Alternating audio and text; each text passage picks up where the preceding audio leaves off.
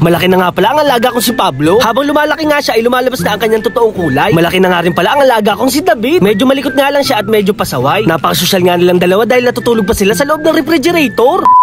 Kahapon nga ipinutol na ni Kuya yung puno ng alateris dito sa aming likuran. Kailangan kasi to dahil nagpapagawa na ng bubong itong aming kapitbahay. Tinanggal ko na rin pala tong ref tub para malinis dahil wala nang laman. Tumulong na rin pala ako sa pagpuputol ng puno. Kahit papaano nga inapamahal na rin to sa amin. Kakahiya na nga rin kasi sa aming kapitbahay. Araw-araw kasi silang nagwawalis dahil sa tuyong dahon. Pagkatapos ko nga maligo ay kukumustahin ko naman ang aking mga alagang aksulato. Medyo maaliwalas na nga pala dito sa aming likuran. Medyo malinis na rin at wala nang kalat. Bali guys, ito na nga pala yung puno na pinagputulan ng alateris. Maliwanag na nga rin pala dito at hindi na gaanong madilim. Wala na rin palang laman etong ating ref tub. Ang meron lang dito ay patay na gagamba. Kukunin ko nga ito at ipapakain sa aking mga monster fish. Mukhang fresh na fresh pa naman siya at mukhang kakalunod lang. Pagkalagay ko nga ay agad itong naglaho na parang bula. Ang kumain nga pala sa kanya itong Tiger Oscar na longpin. Siya nga pala ang pinakamatakaw sa kanilang lahat. Mapunta naman tayo sa ating mga alagang aksulato. Una ko nga pala nakita ay si Pablo. Medyo gutom na nga to dahil siya ay nakalutang na. Amang tama lang pala ang kanyang pangangatawan. Naglalagay nga pala ako ng kulambo sa gabi para hindi sila gaanong lamukin. Medyo marumi na nga rin pala ang kanilang tubig kaya kailangan ng palitan. At dahil social nga pala itong mga alaga ko, mineral water nga pala ang ginagamit ko sa kanila. Sa mga hindi pa nakasubaybay dyan, eto nga pala si David. Butiki nga pala to na lumalangoy sa tubig.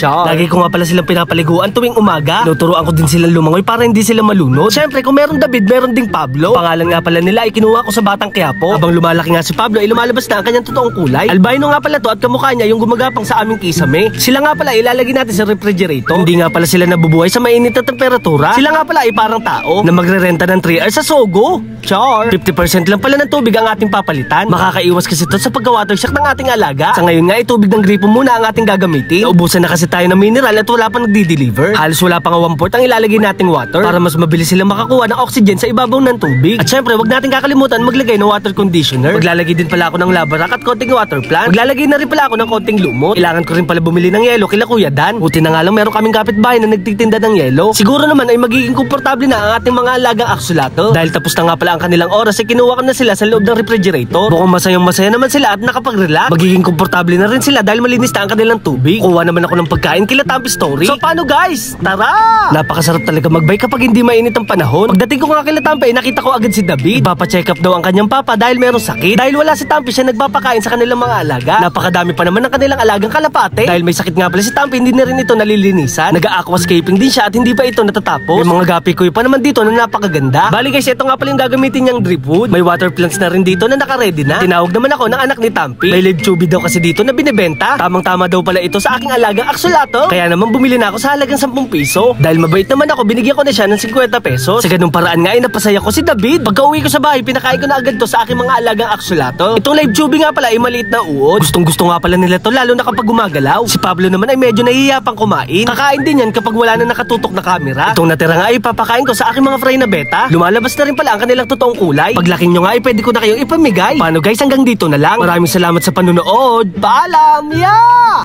Uy, Uy, ano ko 56,000. Ano ko, tingnan mo. Ayan na, 56,000. 56,000. Paano? Oy, nasa comment section ko yung link. Mag-register na kayo. Ganun lang kadali. O, di ba? O, bilisan mo na. Mag-register ka na. Dali na. Tingnan ko nga. O, 56,000 yan, o. O, di ba? Napakadali lang. Nasa comment section yung link.